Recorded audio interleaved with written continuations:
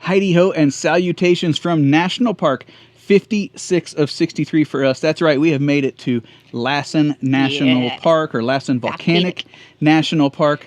We just set up. Old Tumbleweed Camp is all ready to go. We're ready to switch over, jump into Dusty, start doing some exploring. We are staying at Manzanita Lake Campground, which is on the far north side. I get it confused. So we're going to jump on that scenic road, head all the way down very close to the southern side, and that's because we want to do our first hike, hopefully around sunset at Bumpass Hell. Let's get it all going.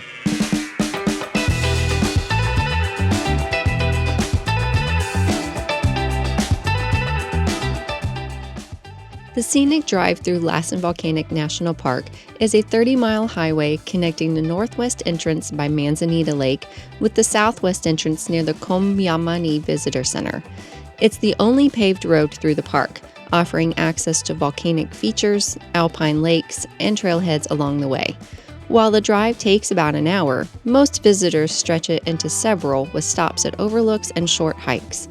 To enhance the experience, the official National Park Services app features a free audio tour with 16 narrated stops that highlight the park's history, geology, and natural landmarks.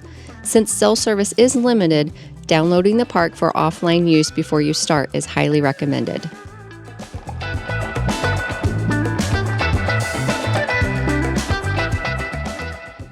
Lassen Volcanic National Park is located in northeastern California and covers more than 106,000 acres. It is unique because it is one of the few places on Earth where all four major types of volcanoes, plug dome, shield, cinder cone, and stratovolcano, can be found in one area. The park's namesake, Lassen Peak, is the largest plug dome volcano in the world and the southernmost active volcano in the Cascade Range, with its last series of eruptions occurring between 1914 and 1921.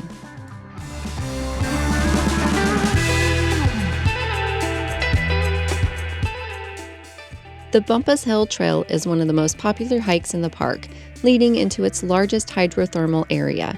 Starting near Lake Helen at 8,000 feet, this nearly 3-mile round trip crosses rocky slopes and alpine meadows before reaching a boardwalk through steaming vents, boiling mud pots, and colorful hot springs. The area is named after Kendall Bumpass, a miner who badly burned his leg here in the 1860s, a reminder of the volcanic power still at work beneath the surface. There are several trails in this area you can use to make your hike longer. We added a little mileage by passing the traditional loop turnaround point to climb to higher viewpoints over Bumpass Hell, and then made a loop using the Frying Pan Trail. We ended with 3¼ miles and 512 feet of elevation gain.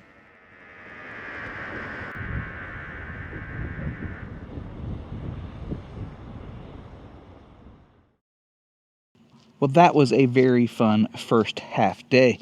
Made it back to camp here. We're going to fix up some dinner. I'm making some jalapeno cheddar dogs on the grill. I'm not sure what Alana's doing for the side. We're going to then get everything repacked and reset, ready and dusty, because we're going to get up really early in the morning for a pretty big hike.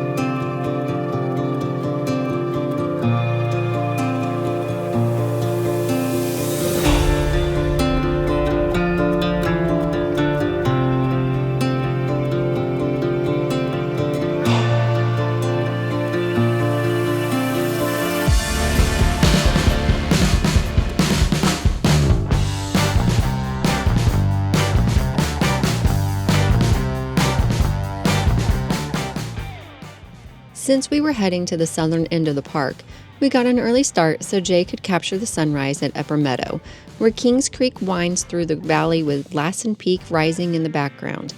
After soaking in the golden morning light, we set out to tackle one of the park's most rewarding trails, the climb up Brokeoff Mountain.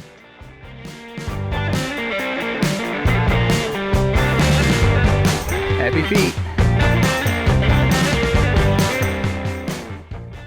The trailhead sits just outside the southern entrance at about 6,635 feet, and it was a cool 53 degrees when we started our ascent of nearly 2,600 feet to the 9,235-foot summit. The hike begins in shady red fir and lodgepole pine forest before opening into broad alpine meadows where summer wildflowers still lingered. Higher up, the trail switchbacks above the trees, revealing sweeping views of Lassen Peak, the surrounding valleys, and the remnants of the massive ancient Brokeoff volcano, of which this mountain is just a surviving flank.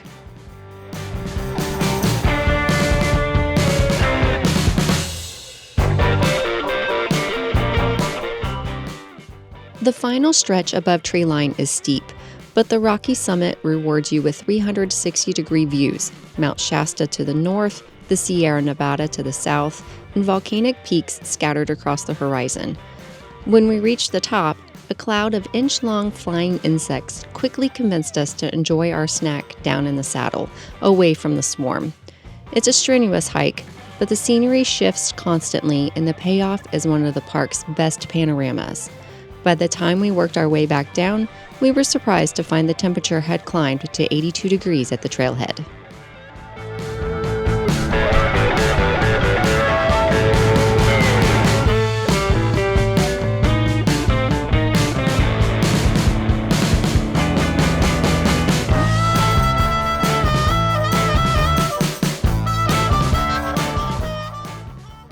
The park offers more than 150 miles of hiking trails, including approximately 17 miles of the Pacific Crest Trail on the east side of the park.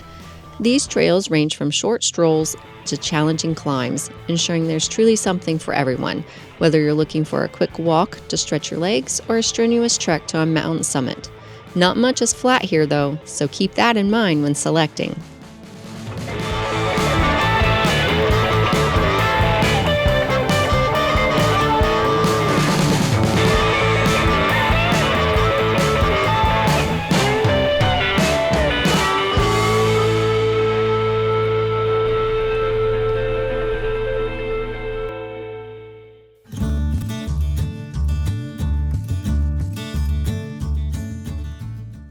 Since we were close to the Komyamani Visitor Center, we stopped to chat with a park volunteer about hikes we hadn't tackled yet.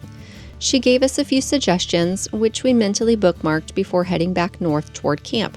One of her recommendations was the Paradise Meadows Trail from Hat Creek. She described it as the kind of hike you could do when your legs were tired, but you still wanted a little more. Well, let me tell you.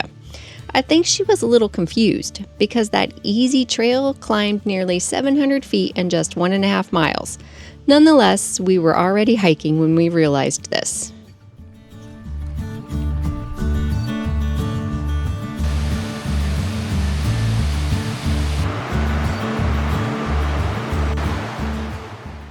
The hike climbs alongside Hat Creek through fragrant fir forests with the sound of cascading water guiding the way.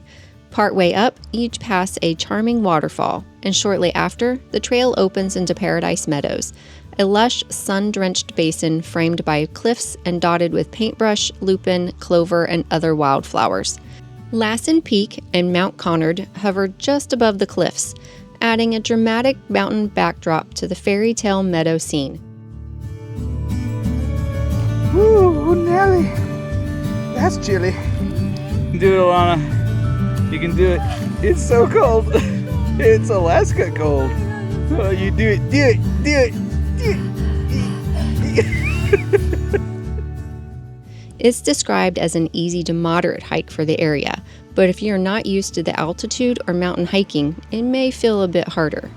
Once at the summit's reveal, you can regroup to stroll along the stream and even wade a bit in the cold, cold water to invigorate your descent.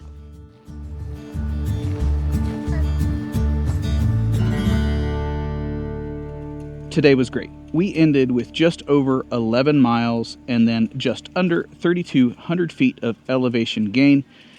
And we did a good bit of that at some mild elevation, so we're pretty tuckered. We're ready to relax and sort of chill. I got to tell you, so far, the setup here is working pretty well. We do really enjoy being able to come back to sort of a a house or a home where we have a place to put our hiking packs and a lot of those other kind of things. It's been very, very nice. Also, it's nice because we've moved some of our old overlanding stuff into Dusty over there. So we have our old ARB fridge freezer, and that meant we could keep sandwiches and cold drinks. So when we got back to the car, sort of in between things, we had a really nice setup there too. So it's nice how we've been able to mix it up. Anyway, like I say, today was great, but now it's just time to relax.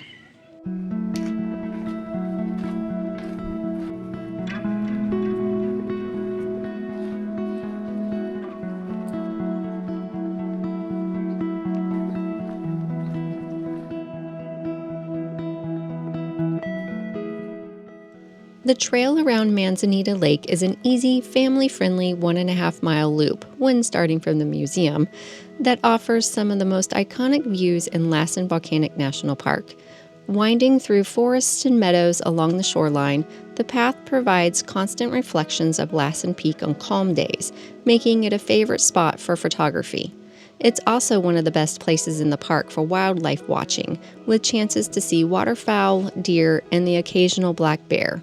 Short, scenic, and accessible, it's the perfect hike to start your day, especially from the campground loops.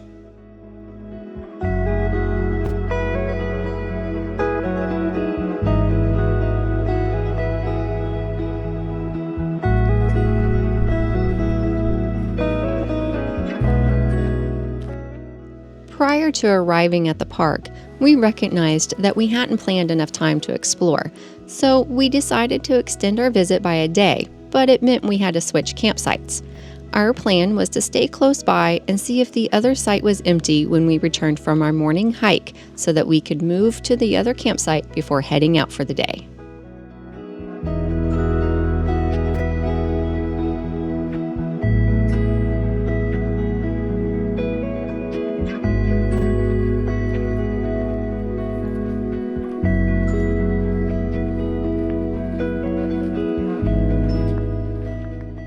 Welcome now to a different but the same place.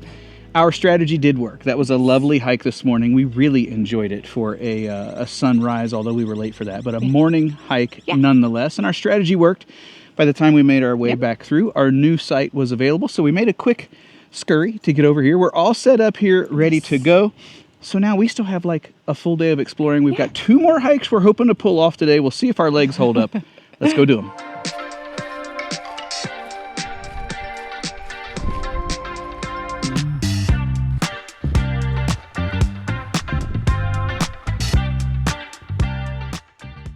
There are 8 campgrounds throughout the park, offering a mix of reservation-based and first-come, first-served sites for both RVs and tents.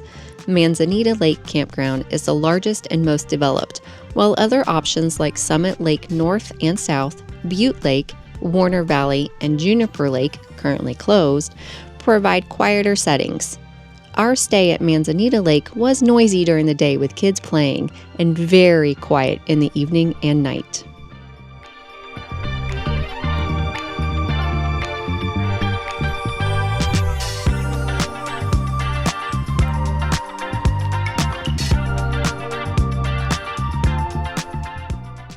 Terrace, Shadow, and Cliff Lakes Trail is one Jay had saved from All Trails research. This route is about 4 miles round trip and starts near 8,000 feet, gently descending through the forest into glacial cirques tucked beneath Redding Peak. Along the way, you'll visit 3 small but stunning lakes, each with its own character. Terrace Lake shimmers in emerald hues. Shadow Lake reflects the surrounding trees and cliffs in its darker waters. And Cliff Lake rests at the end of the route, framed by rocky slopes and open views.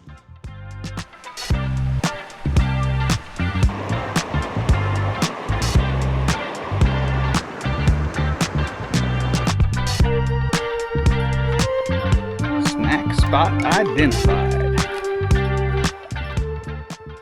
We took some extra time to explore the area around Cliff Lake, enjoying the quiet setting before stopping for a snack on its shore. From there, we retraced our steps back up the trail. Even though the mileage is short, this hike packs a lot of reward into a manageable distance, with summer wildflowers, cool forest shade, and mirrored lake surfaces that make it a peaceful escape from the busier parts of the park.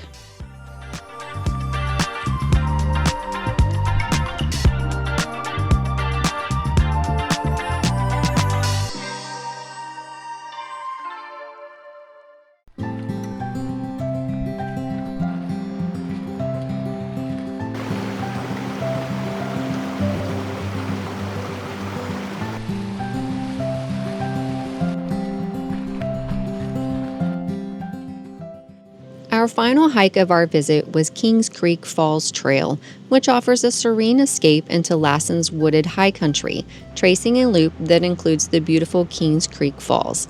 As you follow the trail, you'll meander through the remains of a mixed forest and verdant meadows. Unfortunately, the 2021 Dixie Fire blazed through much of the eastern park, including sections of this trail loop. While the falls remain accessible, signs of that fire remain clear in the charred trees and burn-scarred landscape that still surrounds much of the route.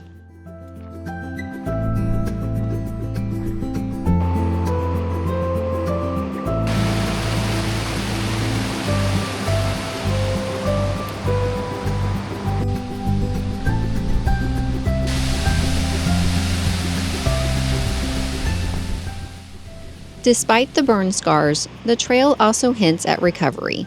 Shoots of green are emerging amid the blackened trunks, and the creek continues to flow, its waters cutting through the landscape as they always have.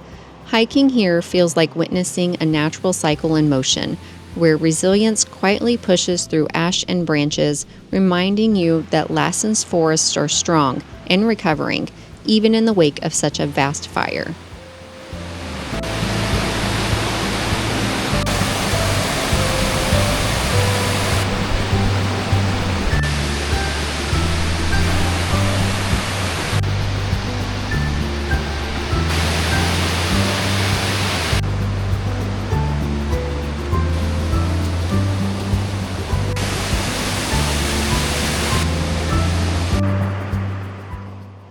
Whether you begin in the north at the Loomis Museum or in the south at the Komyamani Visitor Center, your adventure through Lassen Volcanic National Park will leave you with landscapes, trails, and memories as unique as the park's volcanic story.